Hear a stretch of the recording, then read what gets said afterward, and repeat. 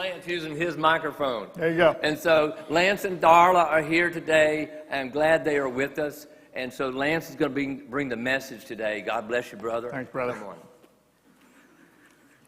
Well, good morning, church. Good to see you. And Dave, thank you for making a mess. That's usually my job, and I'm grateful I don't have to pick anything else up today.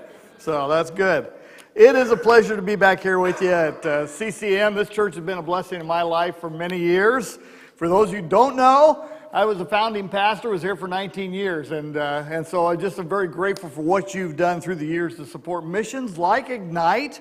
And I'll tell you what, we watched some videos just the other night of that we had put on we had digitized, and watched each of my boys as they were baptized back here, and that was just a great blessing. I'll tell you what, God has worked mightily through you in the past, and He continues to bless His kingdom through what you do to make a difference across the world and beyond. So, thank you especially for what you do for Ignite. I mean, this church was started by CDEA, which is now Ignite, 43 years ago. And what a blessing you have been to so many people through the years. Well, Creighton asked me to talk about missions today, one of my favorite things. And I thought I'd start with a story. Back in 1947, Thor Heyerdahl, a Norwegian anthropologist, decided that he was going to put a theory into practice. And the theory he had was that people in Polynesia, the South Pacific, were originally from South America.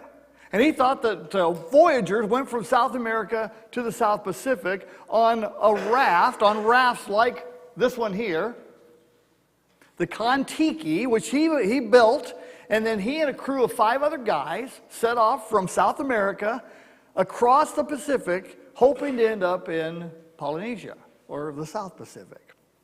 Well, on their 101-day journey, the crew had little ability to steer this craft, and really had no way of making it go where it wanted, except by the wind. And in fact, if anything fell off the raft into the water, it was quickly carried away in the stream, and of course against the wind, and it was lost. Well, 2 months into the journey, one of the crew members fell overboard.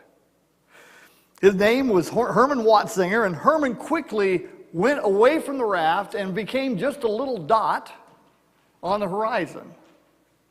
Well, Newt Hogland decided he needed to do something.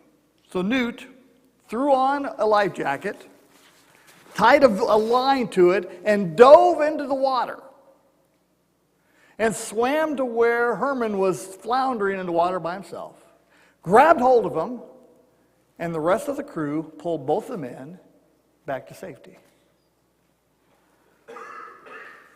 He loved his friend, and he dove in. So why do mission agencies exist? Well, when it comes to missions, we need to remember the mission of Jesus. Jesus said, "The Son of Man came to seek and to save the lost." And that's why mission organizations exist, and the church is a mission organization, just as our mission organizations are. Jesus lived his life on mission, and he wants the same from his followers. That leads to the thought I want us to pursue today. I believe that Jesus, according to him, his followers should have missionary eyes. Now, I brought some different glasses with me today to talk about the different ways we can look at things. My first pair of glasses is one that I fabricated myself. I call these no-see-ums. Okay, when I put these things on, I can't see anything around me. Okay, now let me say, these are not the prescribed glasses for followers of Jesus, okay? We're supposed to see around us. Okay? Now, I also brought with me my binoculars. Now, these allow me to look long distance, so I can actually read the board back there with these, okay? The youth news, serving lists. Let's see. No, I'm not going to tell you serving. Okay, so here's the thing. These allow you to see long distance. This is often the way we look at missions. We really do. We think we send our money off to help people who are far away, and we do that. We do missions that way. It's those who are far off. Now, I brought also this pair of glasses here. These are very handy, okay?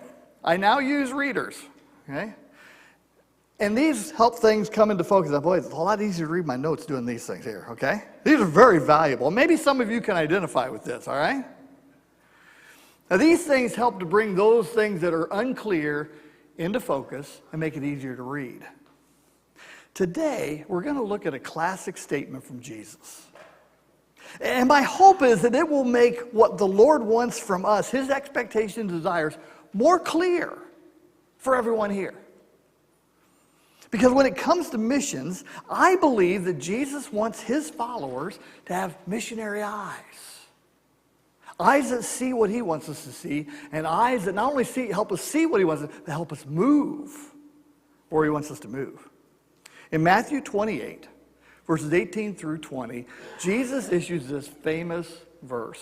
These famous verses. Here's what he says. All authority in heaven and on earth has been given to me. Therefore, go and make disciples of all nations, baptizing them in the name of the Father and of the Son and of the Holy Spirit, and teaching them to obey everything I commanded you. And surely, I am with you always, even to the end of the age. The Great Commission. Now, I see three things in this passage that I hope make things clear as to what Jesus wants from his followers. The first thing, I think, we see that Jesus wants us to listen to him. So when Jesus says, all authority in heaven and earth has been given to me, basically what he's saying is that, hey, I'm in charge. I'm in charge. The Father's given it to me. So I want you to listen to what I have to say.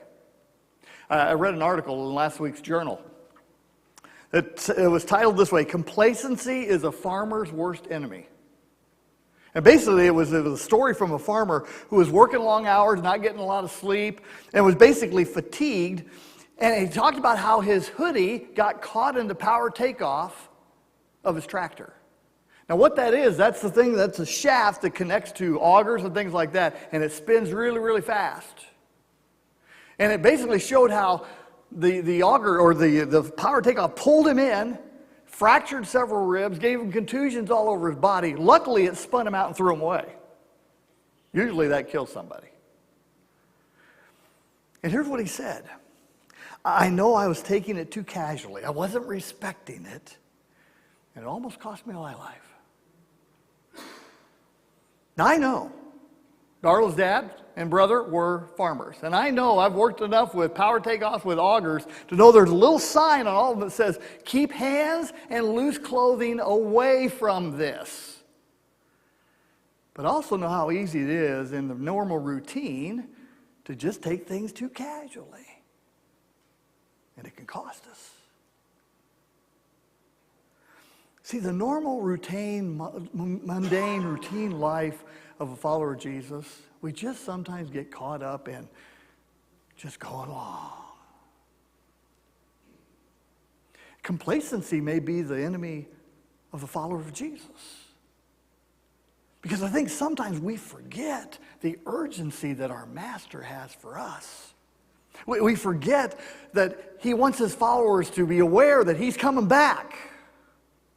And that when he comes back, everything's over. And not only does he want us to be ready, I think he wants everyone we love to be ready to greet him when he comes back. So Jesus says, I'm in charge. Listen to me. One of our core key values at Ignite is prayer. We practice prayer. Every Wednesday we pray together on a prayer call.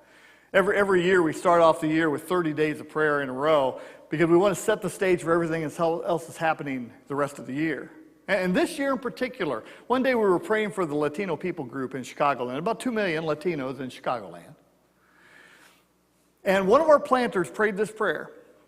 He said, Lord, if there are people out there who speak Spanish and yet they aren't Latino themselves, would you just bring them to mind? And immediately, it was just like that. The Lord brought a name in front of me. Here it is. Todd and Tanya Hancock. See, Todd and Tanya were missionaries in Mexico for 19 years. And they came back to the U.S. during COVID and didn't go back to the mission field. And it's one of those, I get the name, let's talk to him. I talked to Todd that afternoon. I met with Todd the following week in Morris, where he lives. Our director of parent church planting and I met with Todd and Tanya the following week, and long story short, they're launching Mosaico Christian Church in Morris. They're a daughter church of First Christian Church in Morris. Now, I wish I could say I always listen to God that closely. I don't. Okay? I don't. Sometimes my head's so muddled with things going on that his voice is muffled. But that time in particular, it was very clear. And because I listened, we have a new church that's getting ready to start. And I'm so excited about it. Okay? Now, I could tell you more stories about that. Because like I say, we practice prayer, and God does respond as we pray. But let's move forward. Because Jesus not only gives us what he wants, he gives us the plan. These words of Jesus, they are the final ones he spoke, some of the final ones before he went back to heaven. And they show us what he wants us to do. Here's what he says. Therefore, go and make disciples of all nations, baptizing them in the name of the Father and the Son and the Holy Spirit, and teaching them to obey everything I've commanded you. So here's the marching orders. The word therefore points backward. He says one of these things, since I'm in charge, therefore, this is what I want you to do. This is what I want you to do. And basically the main words in that one is make disciples. Make disciples. That's what Jesus wants. A disciple is someone who follows the teaching of his leader. Now, every one of us who's a parent knows what it's like to make disciples. For as we train and nurture our children, we do so with the hope that they will turn into people who will be strong and productive. People who make a positive impact through their lives. People, and we who follow Jesus, we want them to be people who follow Jesus and continue that train. So how do we help our children grow? Well, I think we do it with time and intentionality. Now, I brought some 90-second rice with me today. Okay? Now, you pop this in the microwave, you turn it on, and after 90 seconds, what do you have? Is it good? Yeah, it's okay. Okay, I mean, I'll be honest. Okay, I'll be honest. It's okay. It's fast. Okay, I mean, it's real fast. Not the best rice, but it's fast. And here's the thing. When we want to create children that are productive, healthy, growing, and so forth, it doesn't work this way, does it? Okay? It works with time and intent. We need to think crock pot, not microwave, right? I'm not telling you to crock pot your children. Okay, I'm not saying that at all, all right? But here's the thing. We need to think crock pot because it takes time, intentionality. It means making tough decisions at times too, right? Hey, disciples of Jesus are made person by person, life on life, step by step. It doesn't happen fast, but it can happen. We know that. We do that with missionaries as we connect with people around us. We do that in our own context as a church. And here's what I want us all to see very clearly. Every one of us has opportunities to make disciples. Every single one of us. I brought one more pair of glasses with me today. These are my low light glasses. I use these when I ride a motorcycle when it's low light. Okay? I know, they look pretty cool, don't they? Here's what they do, though. They're amber, and so when it's dark outside, it brings things into clear focus. And it makes things brighter. And here's what I think Jesus wants us to see. He wants us to get our eyes into focus with what he wants us to see around us, the people who need him. He wants us to be brightened to what he wants. That's why I say I think every one of us are supposed to have missionary eyes. Now the question is, who? Who are we to reach out to? Well, here's what Jesus says. Make disciples of all the world. See, one of the things I love about my job in church planting here in Chicagoland is I get to see the world. I know you realize this, but the world has come to Chicago and to Chicagoland. And I see that more all the time. I mean, there are 85 different embassies in the city of Chicago. That's just in the city of Chicago. There's more spread out. We need to reach the world that has come to us.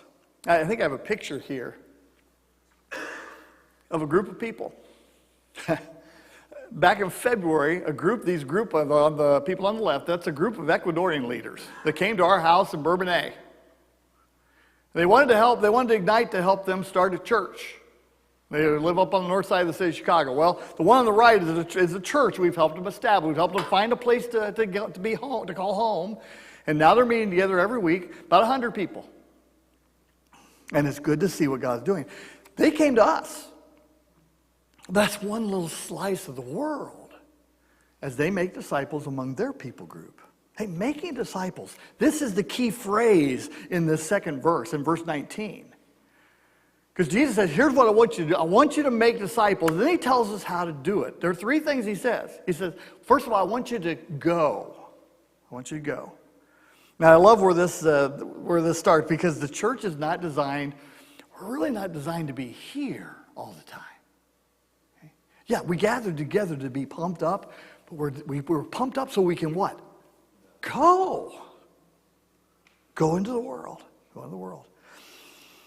Now, here's what going looks like to me. I got a picture of, this is James Shahabi. Yeah. See that writing on the wall? I have no idea what that says. Yeah. And James, I was told about him. He grew up in Tehran. He's a Farsi speaker.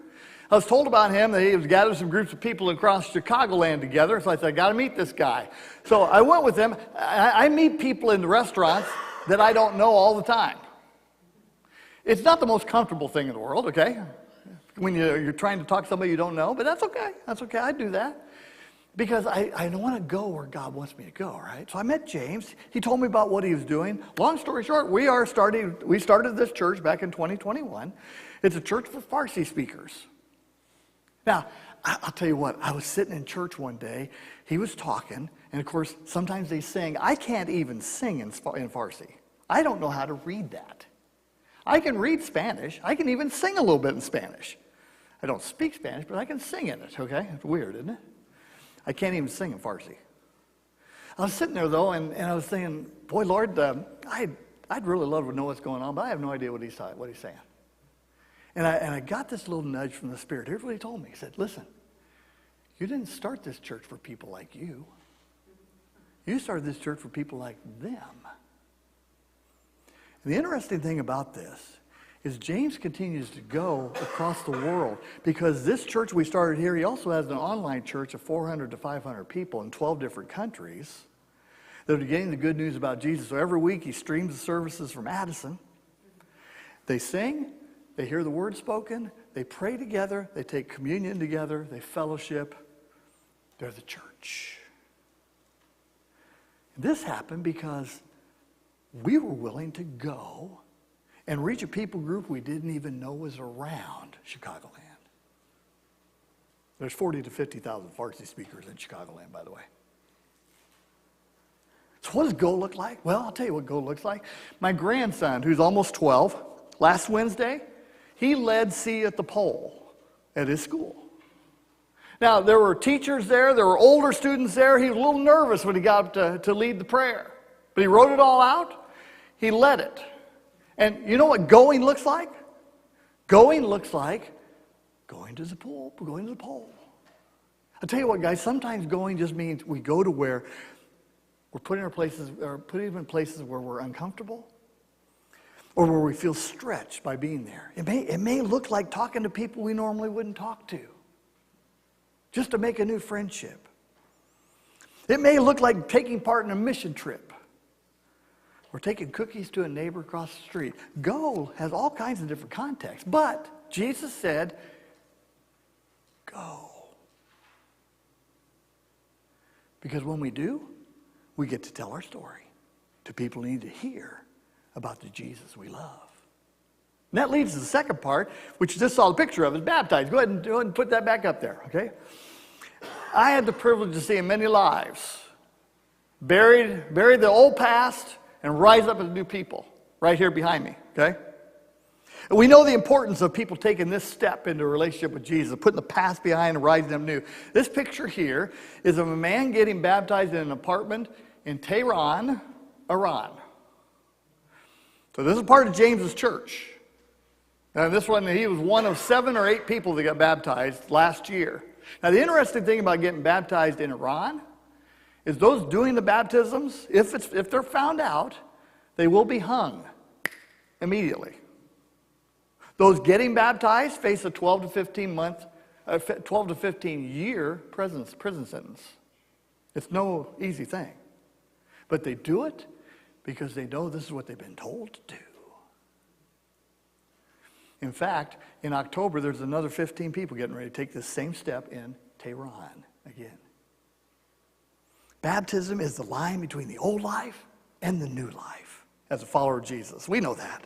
A disciple puts the old behind and embraces the new. And that leads to the next thing we're told. We're to teach then. The commandment to teach is essential to the growth and development of followers of Jesus. We would not expect a newborn child to be able to feed himself and take care of himself, right?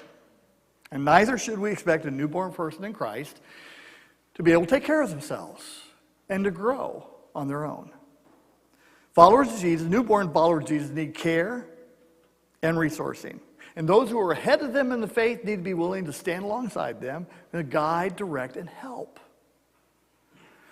Now, how many of you follow the directions you receive from the voice on this thing?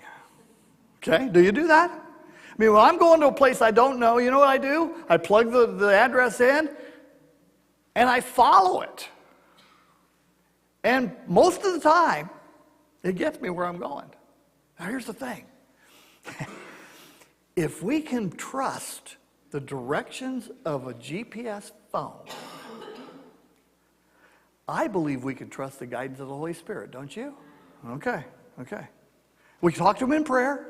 We ask him for his direction. We listen to those who are further along than us, who can give us good guidance and advice too. And we who are further along, we need to do our best to stand alongside people who are new in Christ and help guide them on their next steps, making disciples as we teach obedience. See, missionaries are doing these same 3 things all across the world. And we're doing it right here. All with the goal of making disciples who make more disciples. Because that's what we're supposed to do. When I was a freshman at Lincoln Christian College, back in 1977, I wrote a paper in our world missions class after hearing about new church planting for the first time. And it ended something like this. I think it would be cool to be in a new church because then there'd be opportunities to try new things to reach people for Jesus. Now, I had no idea what I was writing back then. And I had no idea that when I graduated in 1981, I'd come to a brand new church in Manteno, Illinois, to start doing what I'm doing today. By the way, thank you for taking a chance on a 22-year-old way back when. God's been at work. And there's much more ahead. But I've seen disciples made here, and I've been seeing disciples made across Chicagoland. And through you, we've seen disciples made across the world. Well done, church. Well done. So what do we do with all this? Well, first of all, I thank you for looking outside this church, because you've done that. You've taken the long view, okay? And you looked way far to reach people different from us, which is wonderful. But I want to end this with the idea of what we need to do individually as people, because I think we're supposed to look around us with missionary eyes. So here's what I want to ask you to do. First of all, I think prayer is where this all begins. So I'd like for everyone here individually, this next week, I'd like you to pray and ask God, who do you want me to reach out to? Who? It may be a name. It may be a people group. I don't know. I don't know who God's going to tell you. I've got several names in my mind. But who does God want you to reach out to? The second thing is, when you get a name or a people group, then ask the Father, how should I reach out to them? Okay, do I send them an email? Do I invite somebody to coffee or to dinner or just to hang out? What should I do with this, Father? And then the third thing, do something. Do something. Go. Take action. This takes a willingness to stretch. I know that. But we'll never know what might happen if we stay where we are and don't stretch. So try something and just see what happens. I have all kinds of stories about that when people take a step. But I'll tell you what, when we make ourselves available to what the Spirit wants us to do, things are going to happen. I know because I've seen it. Let me end with this story. I was tubing on Manteno Lake many, many years ago with some friends. The person driving the boat said, listen, you want to go faster, just give me the thumbs up. So we started off, and I gave him a thumbs up, and I kept giving the thumbs up, okay, as we went faster and faster. Finally, we were flying across the lake, and I'm just going like this and flying, and soon the force got me off. So as I was going around one of the turns, I had to let go, and I went skipping across the lake like a stone on the water, okay? And as I was sitting there in the water, watching the boat speed away from me, I wasn't afraid at all. Because I had one of these on me. And I'm just sitting there in the water, just floating along, thinking, oh, this is very relaxing. And I know there's hundreds of feet below me before you get to the bottom. It didn't matter. Maybe 30s of feet, I don't know. My family here are keeping track of me, okay? But there's a lot of depth below me, okay? And I remember with my life jacket on, I was thinking about Jesus, okay? I was thinking about Jesus, thinking, you know what? I can do this and just sit right here in the water because I'm protected, I'm safe. Just like I am with you. And you know the final thing Jesus says in this passage? He says, you know, I am with you always, even to the end of the age.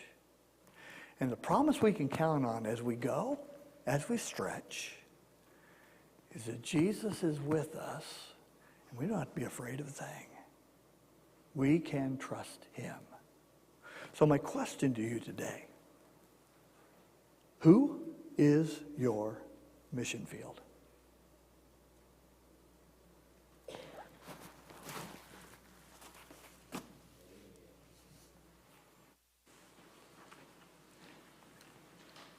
I like the words of verse 20. It says that he is with us. And so if you've got an issue about, well, I'm a little bit nervous about giving my life to Christ, you're not alone.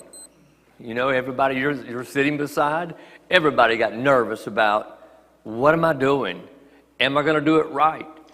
But the key is, he is with us. He's with you.